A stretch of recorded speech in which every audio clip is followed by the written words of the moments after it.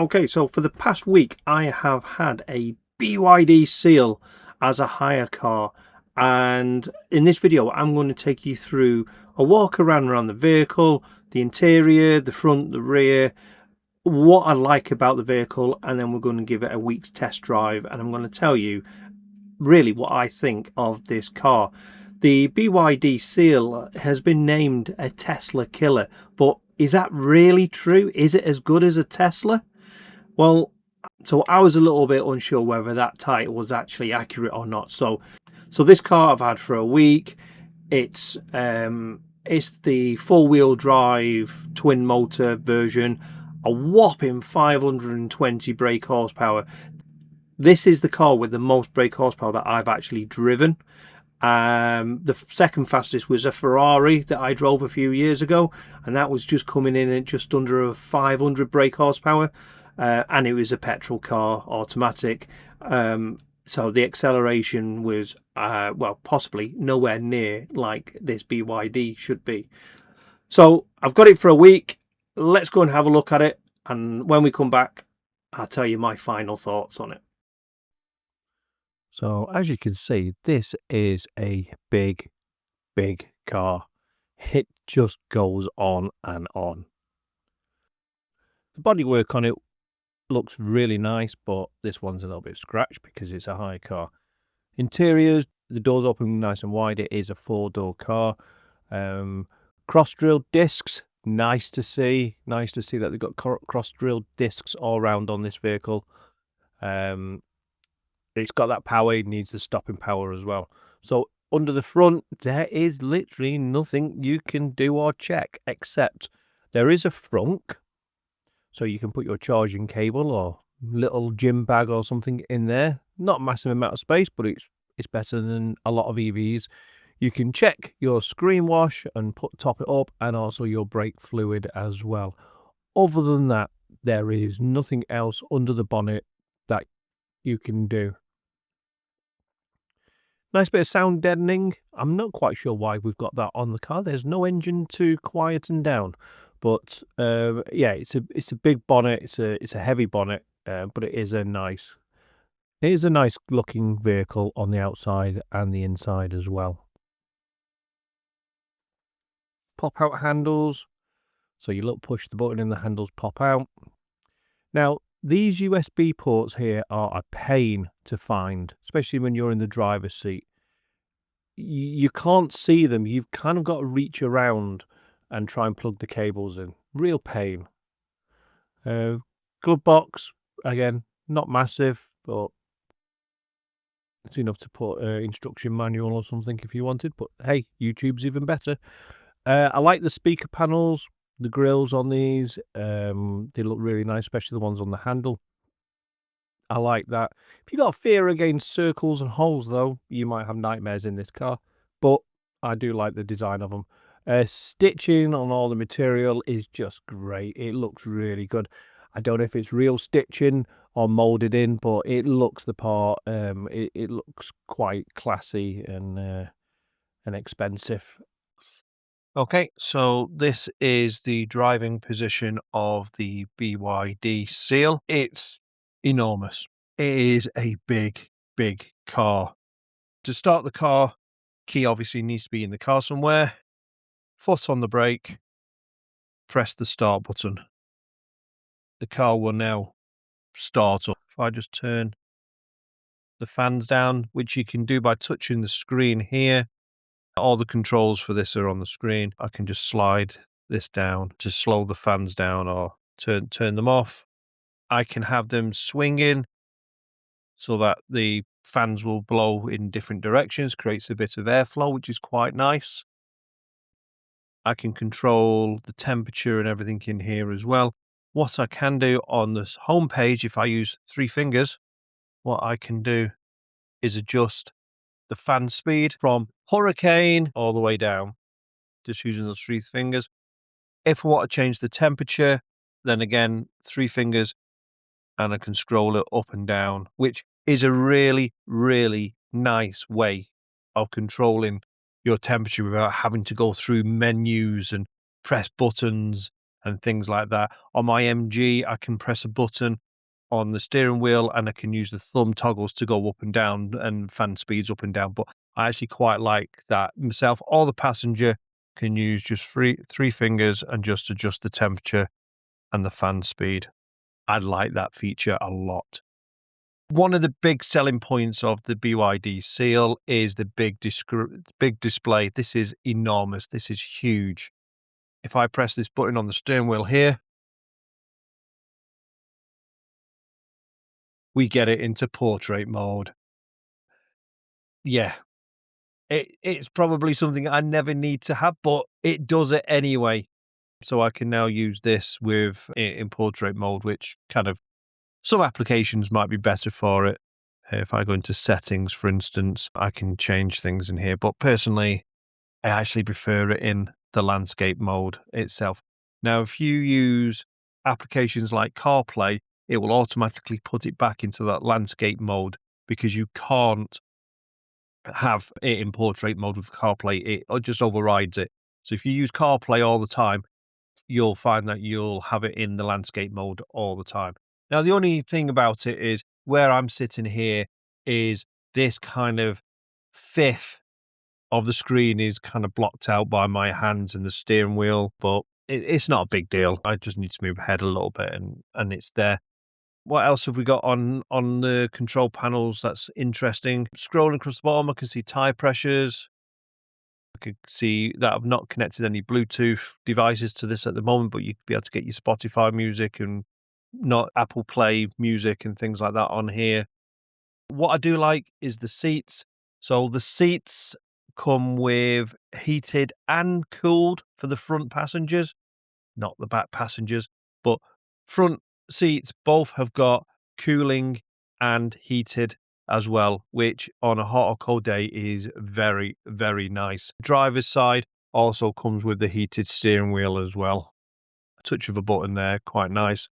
If I want to cool myself down, it's got two settings, high and low. I can feel that air blowing up through my back and through the base of the seats. Yeah, that's very, very nice. Or I can have it unheated and get that. As we get to that certain age in life, we don't use the heated seats as often as we should do, but it's good for our backs. You know what I mean. So you can turn all that off as well. Air conditioning. So again, you can go into the air conditioning here and you can adjust it front and rear. What else have we got in here? If we go into apps, you can see there are a multitude of apps that you can have on here. You can change the themes. So I can change the background from this one to let's have some pretty waves. So again, we can change that as well. What we can do is if we go into control panel, go to lighting at the top, we've got ambient lighting. Now it's daylight, so you can't see it that clearly. But in the door panels and around, there are little elements of LED lighting and we can change those colors. So if I change the color, so you can see here, so we've got it on the door sides, we've got it on the dashboard on both sides, and in this center console here, we can change these colors, reds, greens, whites, blues, purples, you name it, we've got it. You can change the brightness. Do you want to change the front and rear? So do we want multicolored? So we can have purple in the front and we can have red in the back. We can change that if we wish, or you can have it as a whole car. Dynamic colors, sync to music. So you can have the ambience light changing based on the music you're listening to or to a rhythm. Very, very relaxing. Not the best thing if you're a driver, I guess. Exterior lighting, so you can turn off your daytime runnings. They're LEDs. Why would you? Automatically close the windows when you lock the car, just so you don't leave them open and you get robbed. Automatically close if it's raining. Very, very useful in the UK. It'll be sunshine 1 minute and then it's raining the next. So having that feature, so it detects rain, it automatically closes the windows. Definitely good feature. I like that a lot. Again, long key press to open the window. So if you're in the house, you can press the key fob and it'll lower the windows and allow some air to get in before you get into the vehicle. So loads to do on windows. You can do remote locking of the doors, automatically lock while driving, so anti-carjacking. It's pretty standard these days, but you can now do that. On this, center screen brightness, so I can brighten this up and down again. I can screensaver it, so I can get a clock to appear after a while, so I'm not distracted by all the displays. Auto mode for daylight and nighttime, so I can set that to auto. Yeah. Instrument display. This is the one on the driver's field of view. This is the instrument display here, and again, I can change that brightness up and down, have a dynamic range on there as well. Now, I don't know if this is going to pick up on the camera, but I'll try and see if my Meta glasses will record this. But projected onto the front of the windscreen is the heads-up display. There's a heads-up display actually on the windscreen itself. It's kind of floating in midair. So while I'm driving, I've got my speed and the speed limit and any other assists displayed actually in the windscreen, floating like an apparition. Yeah, I really think that is a really good feature because I'm not having to look at my dashboard and take my eyes off the road. It's in my vision. I can see it at all times. Maybe come a little bit distracting, but yeah, I can definitely see it nice and clear. I can turn the ADS on as well, so that tells me on my display what the speed limit is that I've set on the car, what's the speed limit in the area, what am I doing, and it's got that automatically lane assist is indicated as well. So yeah, I really like that feature. Okay, so energy, I've got regen settings on here, so I've got 76% charge left in the battery, which is telling me I've got about 212 miles range. Now this is using the BYD Blade battery. So this is a battery built by BYD themselves. It's an LFP battery. It's not as affected by the cold as much as some of the older batteries are, and it can be fast charged as well. This BYD will allegedly take a charge up to 150 kilowatts. I've yet to test the charging on this because it was only dropped off yesterday. I've got it for a few days, but it will charge up to 150 kilowatts if you can find a charger that can deliver that sort of charge. So I can go to charging and can do smart charging just like you can on others like Teslas. And I can tell it when I want it to charge up through certain hours of the night so it's ready in the morning. I can limit the charging. I can do battery preheating. So battery preheating warms the battery up before you charge, and that means that you'll be able to have a faster charge. Now, some people are saying they're getting 70 to 80 kilowatts and no more charging. That is probably because the battery is too cold to be charged at rapid 150 kilowatts. So if you are struggling with battery slow charging on your BYD, just check that you've got auto preheat enabled, and then that will mean that it'll warm the battery up as it's charging, and it'll give you that ability to ramp up the charging. Energy consumption, this car's done just coming up to 6,000 miles, 66 hours drive time, and you can see the statistics there of other drivers. Vehicle seat adjustment, I love this. We can adjust the seat and the wing mirrors adjust automatically based on the person's predefined position. So I've set mine up today and it tilts it, it lifts it, and it automatically resets the wing mirrors for me as well.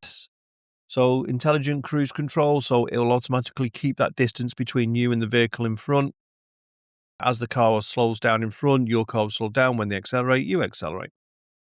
Door opening, so blind spot detection, and so you can turn that on so that if somebody comes into your blind spot, you get indicators on the wing mirrors to tell you that. Lane assist, vibration, noise, I'll just change it so you can do it to just vibration if you want, because sometimes the pings just get on your nerves. There's too many pings. Speed adjustment on curves, so this will automatically reduce the speed as you're going around. If it detects you're going around a corner too fast, it will automatically slow the car down so you go around nice and smoothly.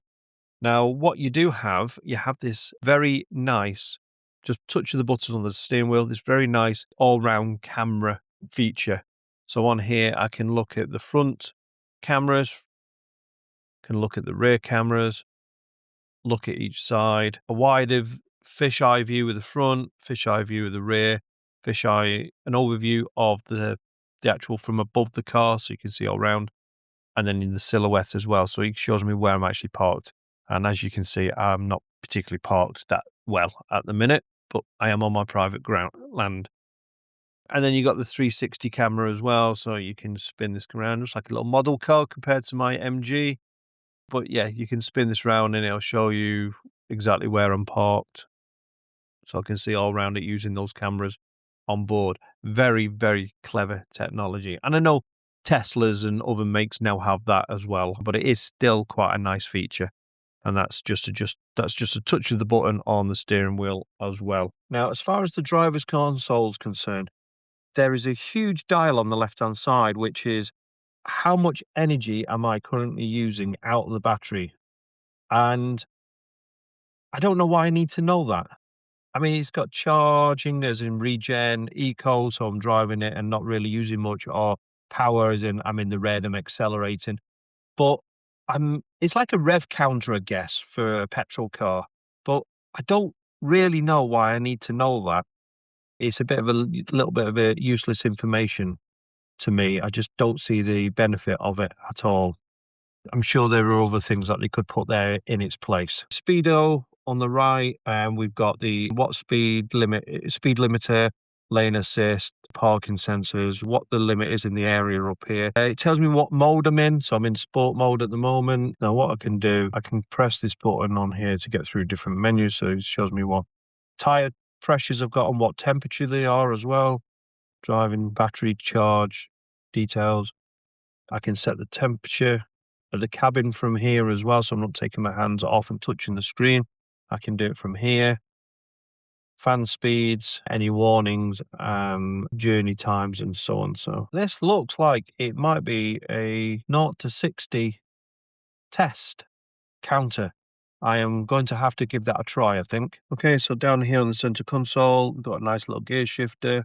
Looks very nice. Looks like it's made out of ice. So reverse is pushing it up, which kind of goes against my logic of pushing up to go forward, but up puts it into reverse. If I put it into reverse, you can see that the cameras automatically kick in as well. If I knock it down to drive, then it'll go forward, and you can see on the arrows there, it's telling me that I'm going to go forward. And yeah, and what I do like is when I open the door, the car seat automatically moves out the way to give me more leg room to get out. So what I need to do to get out, if I turn the car off completely, when I open the car door, the seat will automatically move to give me more room to get out, which is a nice little feature. So I open the car door, my seat moved back, give me that bit of room, close it. It automatically puts me back in the driving position. Love that feature. Okay. So this is the rear of the BYD Seal, and I've got to say, this car is enormous.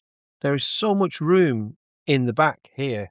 I'm about 5'9", 5'9.5" on a good day, and I've got absolutely loads of leg room here. Ignore the dirty seats. The company that's give it to me kind of didn't clean the inside of it, but it's a very, very nice, comfortable seating position here.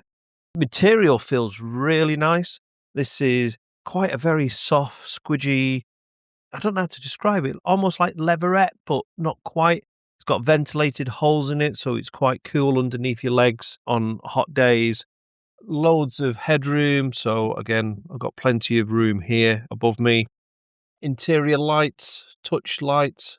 I like these.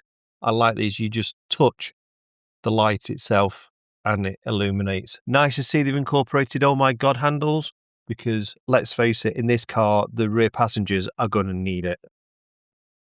Control for the window, and the rear windows are tinted.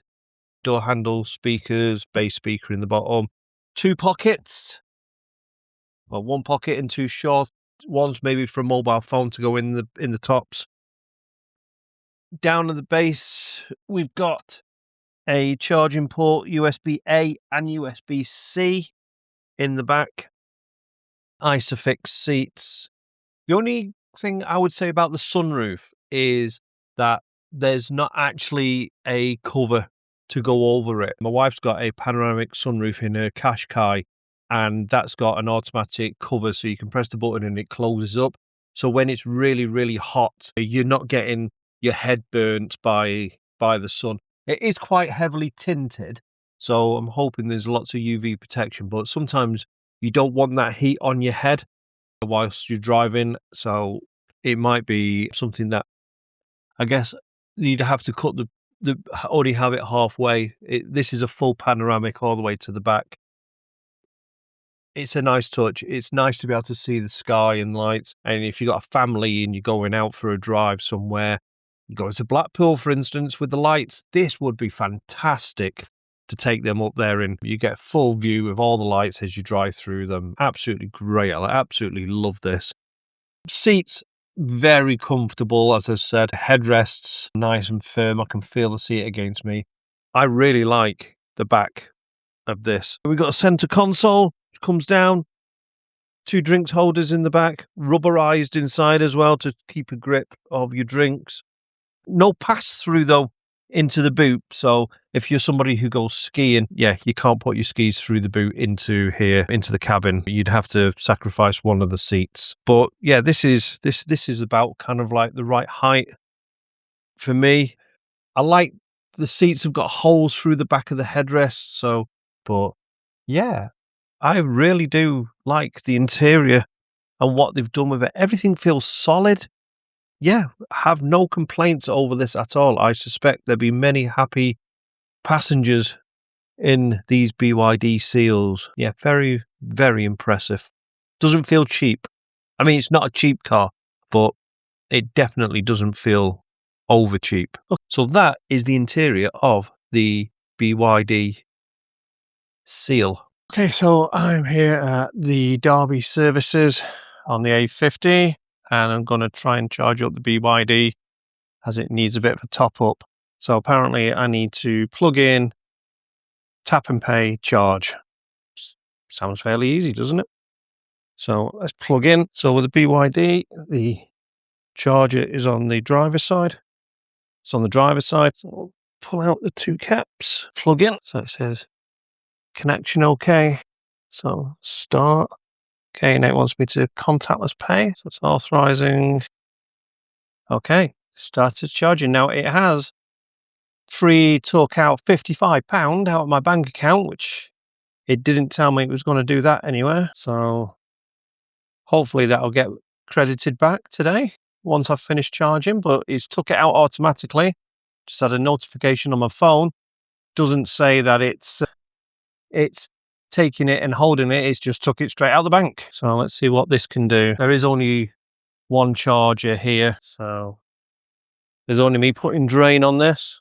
So we're up to 49 kilowatts. So it's charging at 47.6 kilowatts. This is only a 50 kilowatt charger, so I'm pretty much maxing it out.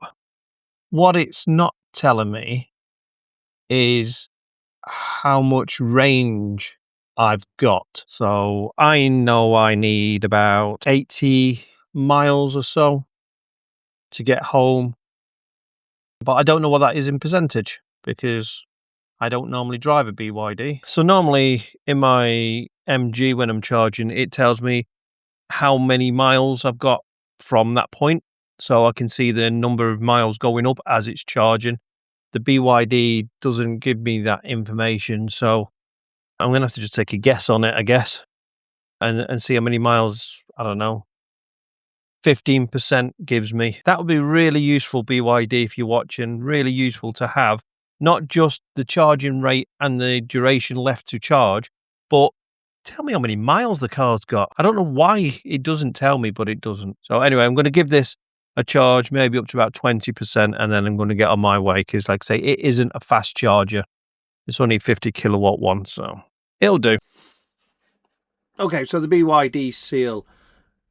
First off, I have to say that the car is a very comfortable family saloon car to drive. It just ate up the miles on the motorway, and I didn't use it in cruise control either. I was quite enjoying it, driving it in just normal manual mode on the motorways. It was very, very enjoyable to drive, very comfortable, great seating position. Acceleration is out of this world. Acceleration of 520 something brake horsepower. It was great. It was really good, knowing that literally anything else that pulled up by the side of you just didn't stand a chance against that car. 0 to 62 in 3.8 seconds. It's phenomenal. The downside to that is it gets a little bit boring. After the first few 0 to 60s off the line, it kind of gets a bit boring because you accelerate, now you got to stop. You accelerate, you got to stop. And because the car was tracked as well, not that I condone going over the speed limit, but I had to be really careful to keep it under the speed limit, especially on dual carriageways or single roads, because it accelerates so fast that before you know it, you've got to take your foot off the power and let it kind of come to a slowdown on its own to keep you within the speed limits. So I didn't get chance to push it much, but I'm sure if there's a track or something near you, it must be a phenomenal drive to drive it around those kind of environments. So it's a great car. It's wickedly fast. Absolutely no issues with that whatsoever. It's just awesome. As far as family cars concerned, it's great. There's loads of leg room in the front, absolutely stacks in the back, extremely comfortable seats, panoramic roof, rear tinted windows.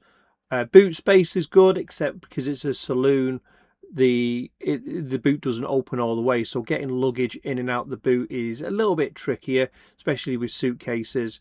And you don't have the option of a parcel shelf to take out to allow you to store bigger items in the boot. But it is a saloon car. But space-wise, in the boot, it's pretty decent. Downsides to the car that I can think of. One, the acceleration. I guess it's a downside because you're paying a lot of money for a lot of car and a lot of power, and you can't really apply it because it just accelerates too quick. If that's possible to have a negative item of it's too fast, then this is it, I'm afraid. But yeah, it's a little bit too fast to sustain that enjoyment. If it accelerated in about maybe 4.5 seconds, 5 seconds, but had the same torque, it'd be a little bit more fun because you could absorb it a little bit more. But it's a great car. It's just a little bit too quick sometimes.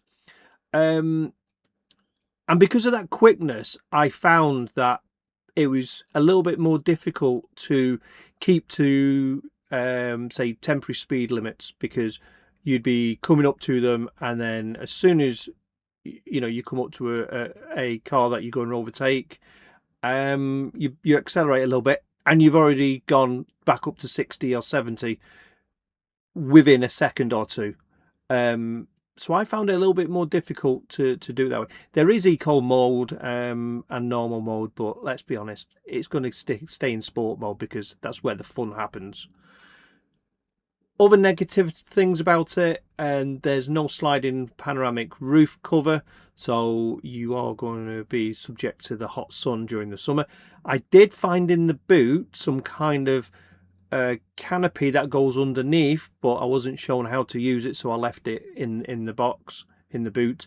But there was some kind of canopy that I think attaches to the inside of the sun visor of the sunroof to keep the sun off you, but I didn't use it. USB ports at the front, they are in a very, very awkward, weird position.